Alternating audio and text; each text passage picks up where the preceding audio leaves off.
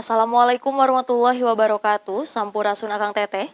Berjumpa kembali bersama saya Anissa Nurul dalam program Beja Antara.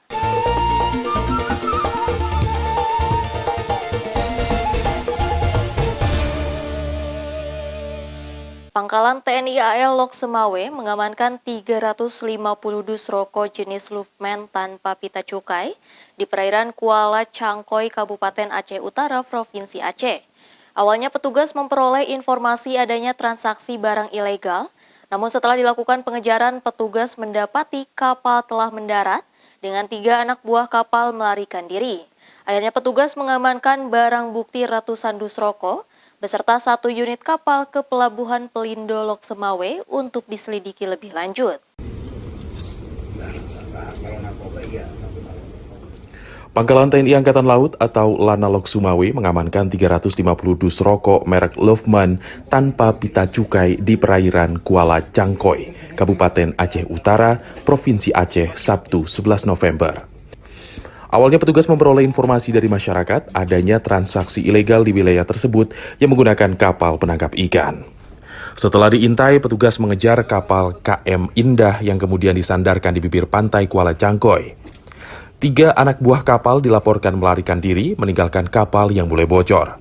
Setelah diperiksa, petugas mendapati 350 dus rokok ilegal serta dokumen lengkap kapal yang tidak aktif lagi. Komandan Lana Lok Semawe, Kolonel Laut P. Andi Susanto, Minggu 12 November menyampaikan seluruh barang bukti telah diamankan ke Pelabuhan Pelindo Lok Semawe. Rokok ilegal tersebut ditaksir mencapai 3 juta rupiah per dusnya dengan perkiraan kerugian negara mencapai lebih dari 1 miliar rupiah. Kapal ini kapal jenis penangkap ikan, namun dalam pelayarannya tidak membawa APK yang cukup sebagai kapal ikan, maka dari data-data itu kita curigai akan melaksanakan kegiatan yang ilegal. Kita mengamankan kapal yang ternyata setelah diperiksa membawa muatan kurang lebih 350 dus berisikan rokok tanpa cukai. Barang bukti rokok dan kapal rencananya diserahkan kepada Bea Cukai untuk proses hukum lanjutan. Para pelaku masih terus dikejar. Sementara itu, peran aktif masyarakat mengungkap dan mencegah adanya transaksi barang ilegal di wilayah Aceh akan terus dibutuhkan. Dari Kota Lok Semawe, Provinsi Aceh, Trifani, Kantor Berita Antara mewartakan.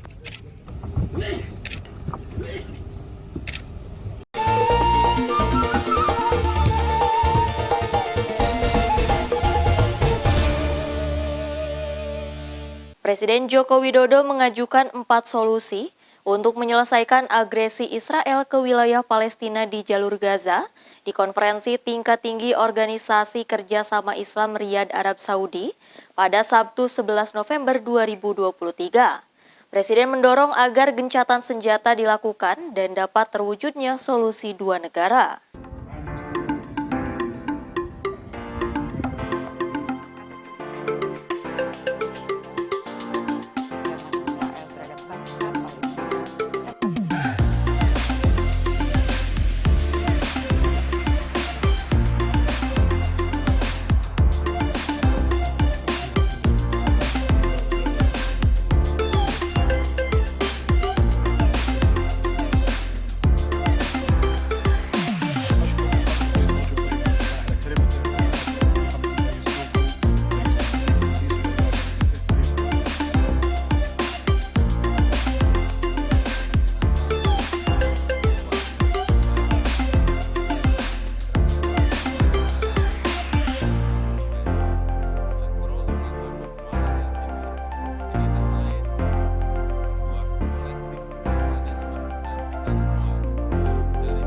OKI harus bersatu, harus berada di garis depan menggunakan semua cara damai, semua pengaruh, semua upaya diplomasi untuk membela keadilan dan kemanusiaan bagi Palestina.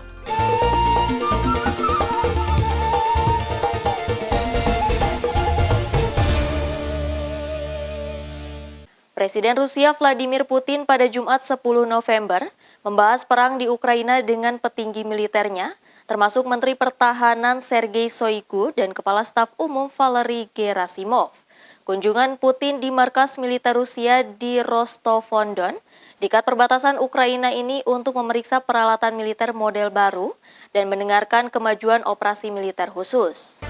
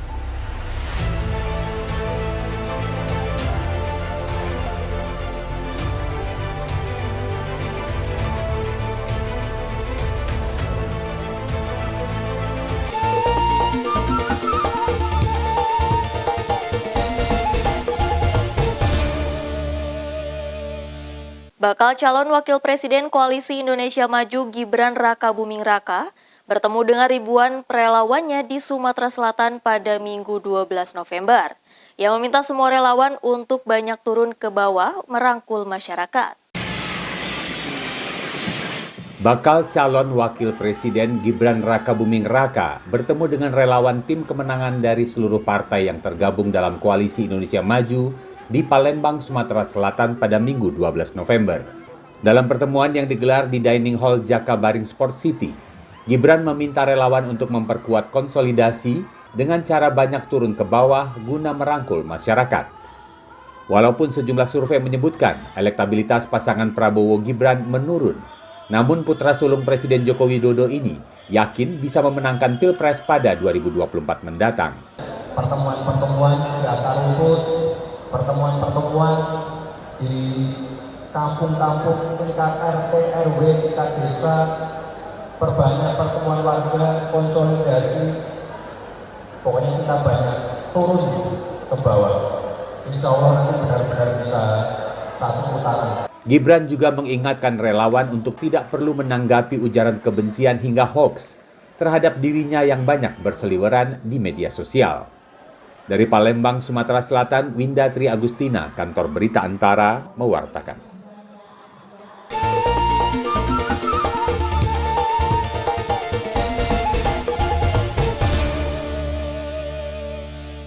Pertumbuhan aktivitas pabrik India yang ditentukan oleh Indeks Produksi Indonesia atau Index of Industrial Production melambat menjadi 5,8% pada September 2023 dibandingkan dengan angka 10,34% yang dicapai pada sebelumnya.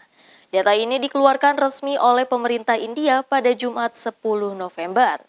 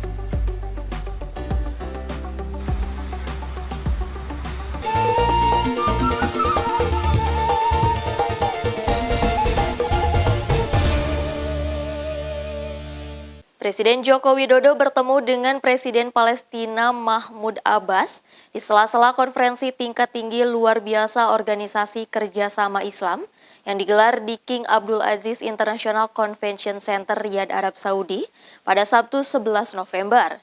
Dalam pertemuan tersebut, Presiden Jokowi kembali menegaskan komitmen teguh Indonesia untuk terus mendukung Palestina.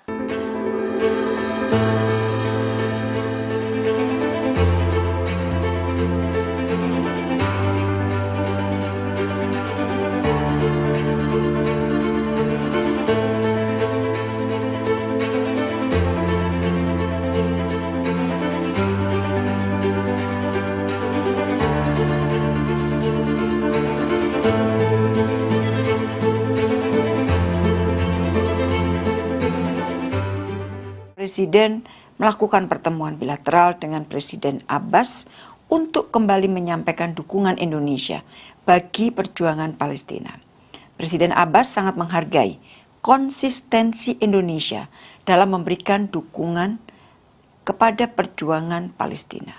Presiden Abbas juga meminta Presiden Jokowi untuk menyampaikan pesan kepada Amerika Serikat pada saat pertemuan dengan Presiden Biden di Washington DC pada tanggal 13 November nanti.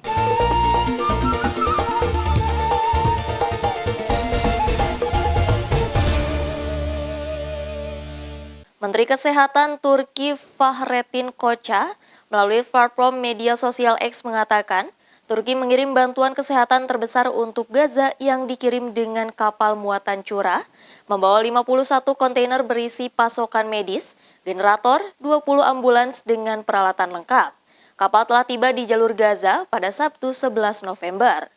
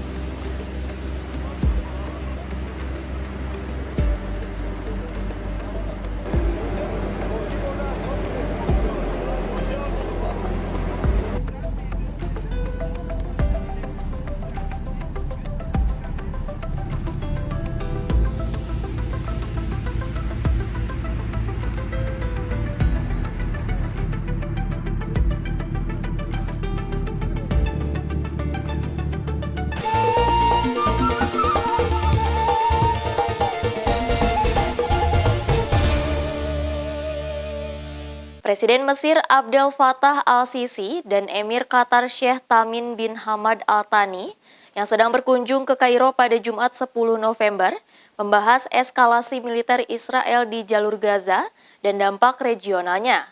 Kedua belah pihak mendiskusikan berbagai cara melindungi warga sipil di Gaza dan menghentikan pertumpahan darah. Mereka meninjau upaya intensif yang bertujuan mencapai gencatan senjata dan mempertahankan pengiriman bantuan kemanusiaan untuk warga Palestina di Gaza.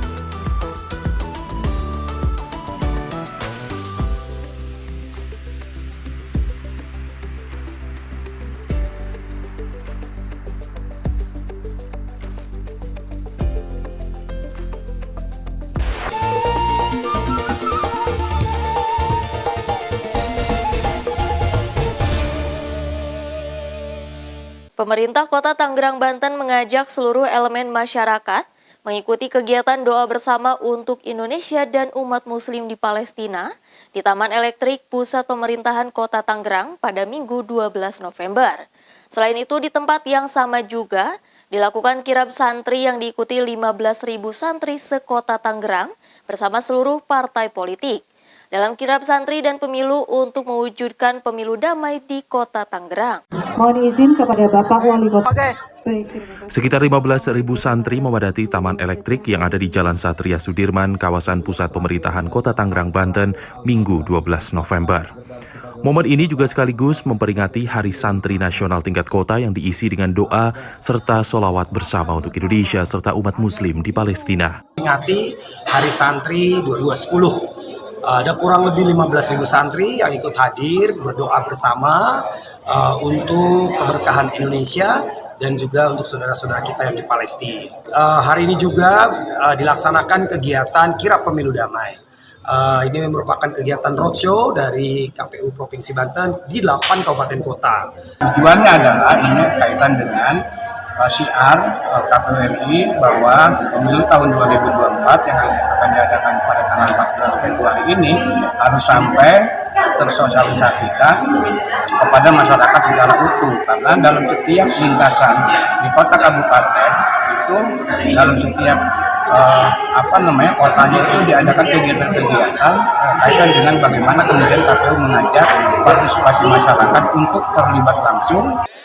Sementara itu, deklarasi pemilu damai juga dilakukan melibatkan seluruh pemangku kebijakan dengan membubuhkan tanda tangan sebagai bentuk komitmen mewujudkan pemilu damai mulai dari Komisioner KPU Provinsi Banten, KPU Kota Tangerang, perwakilan partai politik, Wali Kota Tangerang, serta jajaran dan juga aparatur TNI Polri. Dari Kota Tangerang, Banten, Agung Andika Indrawan, Kantor Berita Antara mewartakan.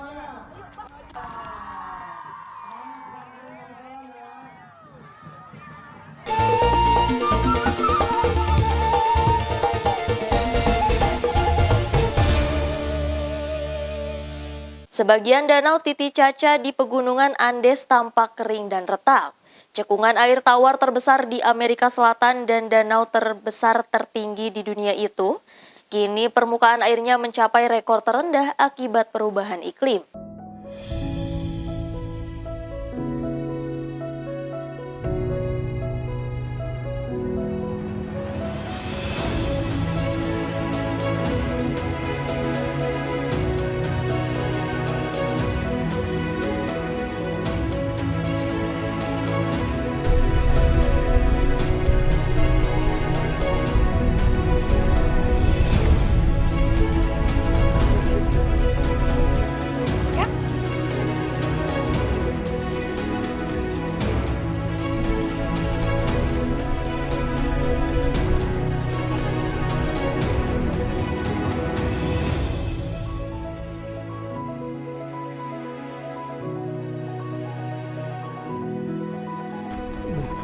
Sushi en la agua.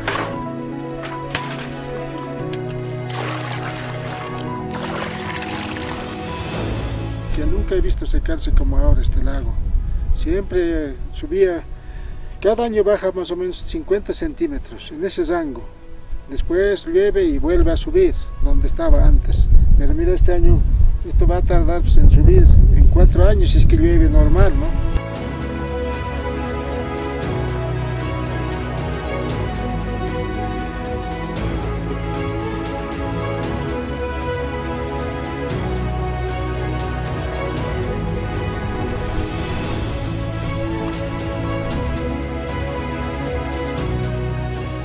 El 95% de la pérdida de agua del lago es debido a evaporación, lo que muestra que es totalmente o en casi totalmente cambio climático.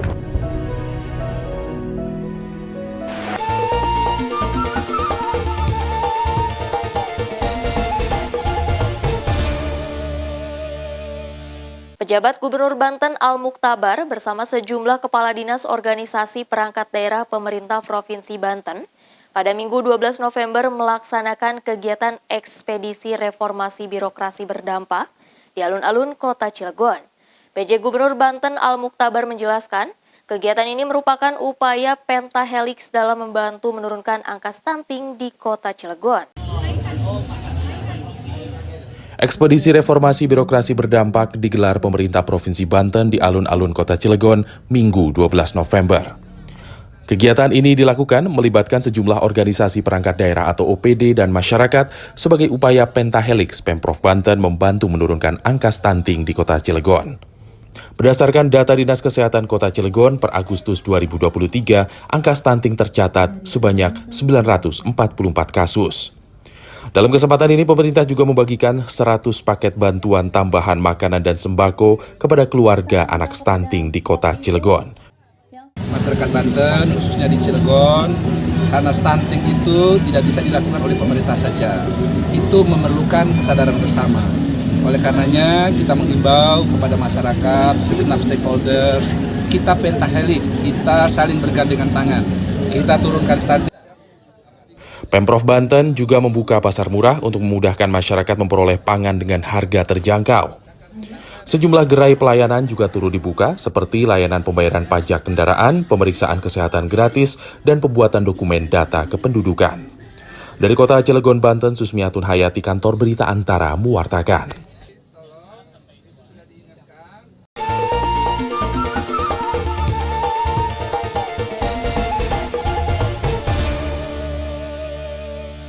Segenap pemain sepak bola tim nasional kelompok umur 17 mendapatkan suntikan motivasi dari legenda pesepak bola asal Belgia keturunan Indonesia, Raja Nainggolan. Mantan pemain gelandang Inter Milan itu menekankan bahwa yang terpenting dalam setiap pertandingan sepak bola adalah mencurahkan seluruh upaya di lapangan yang akan mendapat respek dan terus dikenang oleh banyak orang apapun hasilnya. Legenda sepak bola asal Belgia keturunan Indonesia, Raja Nainggolan, Sabtu 11 November lalu menemui pemain timnas Indonesia U17, serta memberikan motivasi agar tetap fokus dan menjaga semangat bertanding. Mantan pemain Inter Milan tersebut yang menjadi duta promosi Piala Dunia U17, menekankan bahwa di dunia sepak bola semuanya mungkin. Saat banyak orang memprediksi timnas Indonesia U17 akan kebobolan banyak gol dalam pertandingan melawan Ekuador, namun kenyataannya tim Garuda Muda mampu mencetak gol terlebih dahulu dan bertahan bermain imbang 1-1 hingga akhir pertandingan. Begitu juga dengan kekalahan yang dialami oleh tim superior Brazil dan Argentina. Ini adalah contoh bahwa segalanya bisa terjadi di sepak bola. The most important thing is give it all, because sometimes not only the result that counts, but it's the strength you put on the field. And I think people will be more proud of giving everything and lose a game than being on a pitch and playing always bad and win. So I think the most important thing is give it all, and you gain more respect than only winning games. Sementara itu, Wakil Ketua Umum PSSI Zainuddin Amali di Surabaya pada Minggu 12 November memastikan bahwa motivasi yang disuntikkan oleh Raja Nainggolan berhasil menumbuhkan semangat para pemain timnas Indonesia U17 yang dalam pertandingan selanjutnya di grup A akan menghadapi Panama dan Maroko. Oleh psikolog, saya minta untuk melihat kira-kira ada nggak yang cemas, ada nggak yang ternyata nggak. Mereka sangat santai, fokus. Mungkin karena kemarin sudah mendapatkan petuah-petuah dari Raja Nainggolan, jadi mereka. PSSI menargetkan Indonesia U17 lolos dari fase grup sehingga bisa tampil di babak 16 besar Piala Dunia U17. Segenap pemain diminta fokus untuk menjalankan instruksi dari tim pelatih agar dapat menyapu bersih kemenangan saat bertanding melawan Panama pada tanggal 13 November dan bertemu Maroko pada 16 November di Stadion Gelora Bung Tomo, Surabaya. Dari Surabaya, Jawa Timur, Hanif Nasrullah, Yogi Rahman, Kantor Berita Antara, mewartakan.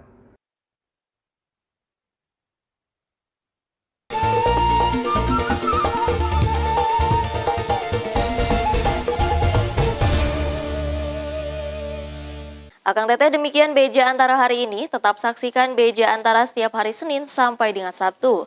Saya Anissa Nurul beserta kru yang bertugas pamit undur diri.